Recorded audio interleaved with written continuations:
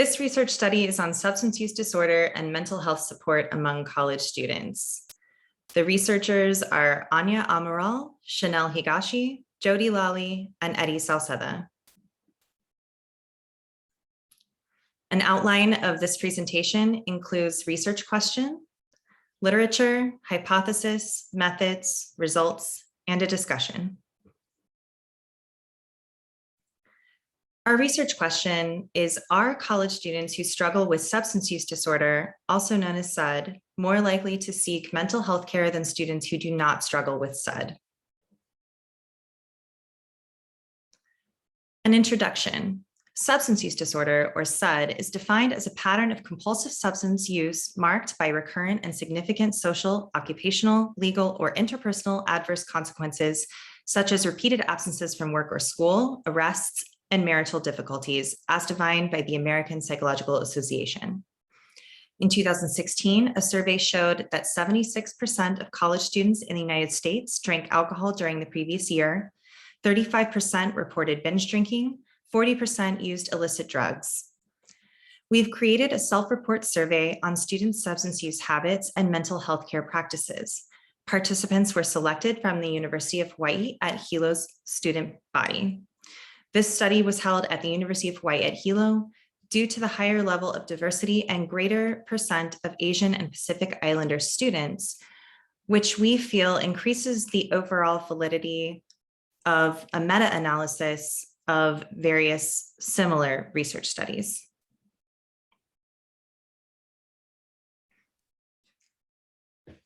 According to a survey conducted by Blanco, university students were less likely to seek mental health services for alcohol or substance abuse compared to those who did not attend university. In a study, Colladere interviewed and surveyed 946 college students. 46% met the DSM-5 criteria for substance use disorder, yet only 3.6% self-reported needing help for SUD. It was also found that only 16.4% of students with SUD received encouragement to seek help from family and friends. A meta-analysis of related literature supports our hypothesis for the study, which is that college students who struggle with SUD are less likely to seek mental health support than students who do not struggle with SUD.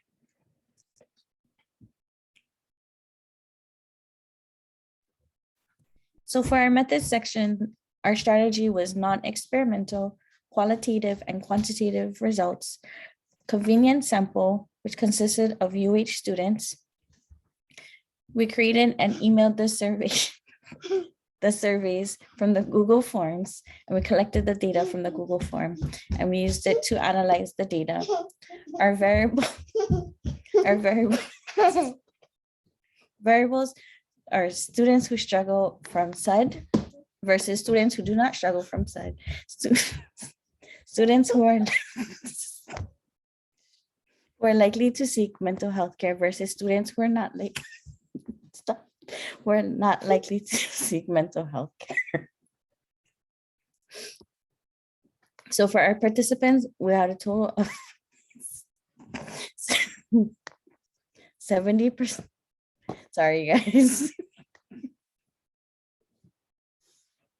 So for our participants, we had a total of 70 participants. Ages ranges from 80 to 42 years old. The average age was 23 years old, and our genders were 69% female, 29% male, and 2 non-binary. Our races consisted of 40% 2 or more races, 27% Native Hawaiian or other Pacific Islander, 21% Asian, 10% white, or 2% Black or African American. And the materials that we used, we emailed through our Laulima to the researchers' classes, and 4 of them were psychology classes and 3 were non-psychology classes. And we created a survey based on the DSM-5 criteria. And we used our Google Forms to create the survey, and we used SPS to calculate the results. And we did our measurement through the 5 Likert scale.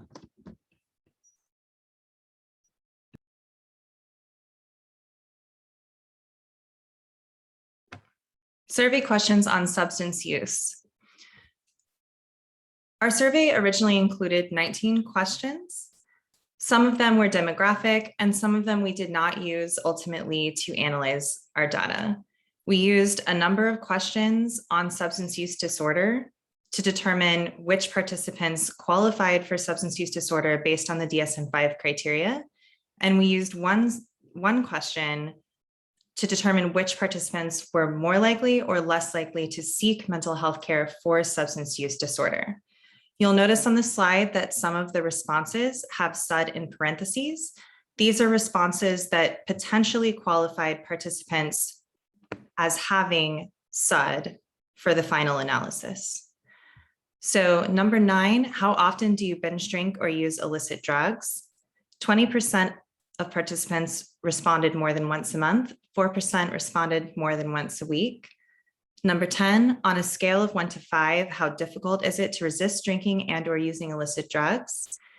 3% responded fairly difficult. 6% responded very difficult. Number 11, have you ever tried to quit drinking or using illicit drugs and been unable to? 4% responded yes. Number 12, on a scale of 1 to 5, how much do you feel drinking or using illicit drugs assists in coping with daily demands and completing tasks? 3% responded quite a bit. Number 13, on a scale of 1 to 5, how much does alcohol and or drug use negatively impact your ability to manage school, your job, and or your home life? No participants responded within the substance use disorder criteria. Number 14, have you lost any relationships due to the use of alcohol or illicit drugs? 9% responded yes. Number 16, have you been hospitalized due to alcohol use or use of illicit drugs? 1% responded yes. The final question here is the question on mental health care support seeking. On a scale of 1 to 5, how likely would you be to seek mental health support for substance use if you felt you had a substance use issue? These responses include all 70 participants. 27% responded not at all likely. 6% responded somewhat unlikely. 14% responded neither likely nor unlikely. And 36% responded somewhat likely. And 17% responded very likely. The 3 participants who qualified for substance use disorder were separated by their answers for our analysis, which will be gone over in our results. So for our results, we decided to run a 2-sample t-test through the SPSS software. And when we ran the results, we had determined if students had said based on the previous questions. So if a student had answered 4 out of those 7 questions as meeting the said criteria, then we had determined that they fell into the said category. So when we had analyzed all 70 participants, we had 67 as falling into the no said category and 3 falling into the said category.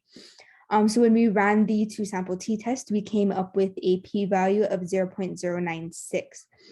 So being that that value is above 0.05, we had come up with that the data was not significant, and we were able to accept the null hypothesis, which was that college students who struggle with SUD are less likely to seek mental health support than students who do not struggle with substance use disorder.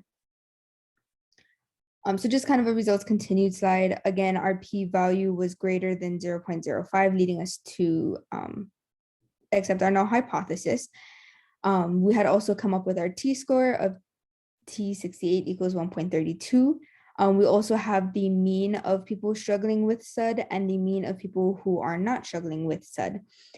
So of the 3 participants who had fallen into our SUD category, only 33% of those students had said yes to seeking mental health care, which correlates back to our initial hypothesis that students would be less likely to seek mental health care.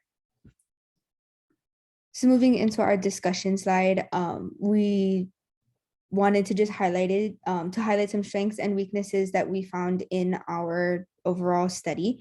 So some of the strengths was definitely our sample size. We had initially aimed for a sample size of about 60, and we actually had reached a sample size of about 70. Another strength of ours was that it was a self-report measure, so we didn't have to infer anything about the participants. They were able to answer from their own minds, and therefore it took out that possible skew of our results.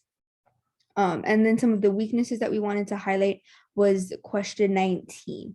So while question 19 was able to help us to determine how likely a student would be to seek mental health support, it unfortunately did not differentiate between the students who had qualified for SED versus not qualifying for SED. So we had to go ahead and do that afterwards as sort of an extra step when running our data through SPSS, rather than having some questions that were able to do that for us, and link our two variables of people having SED not versus SED, and people who were likely to seek mental health care versus people who are not likely to seek mental health care. Another weakness was our sample size of students who were determined to have SED. So out of the 70, only 3 were determined to have SED, which opened up a large variability within our research results. And then finally, the last weakness that we wanted to highlight was the people who we included in the sample. So because most of our surveys went out to psychology majors, it is possible that their previous knowledge of SUD and of people who seek mental health care could have skewed their answers when they went through our survey. Another thing was that we had only emailed online students, and so we were unable to survey any students who were physically in person. And that is it for our presentation. Thank you so much, guys, for following along with us on our research studies survey.